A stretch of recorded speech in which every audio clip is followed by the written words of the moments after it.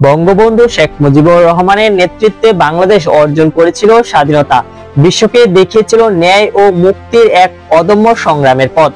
আজ সেই একই পথে হাঁটার আহ্বান উঠেছে।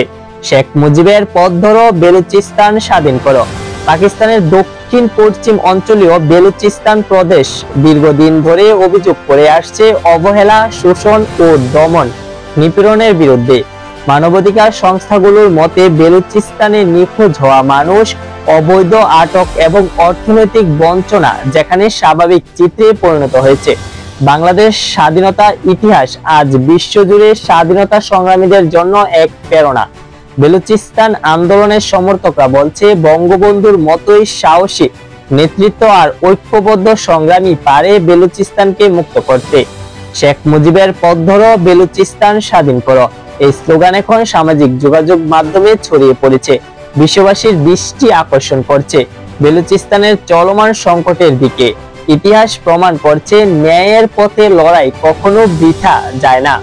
প্রশ্ন এখন শুধু সময়ের, বেলুচিস্তানের মুক্তির ঘণ্টা কখন বাজবে।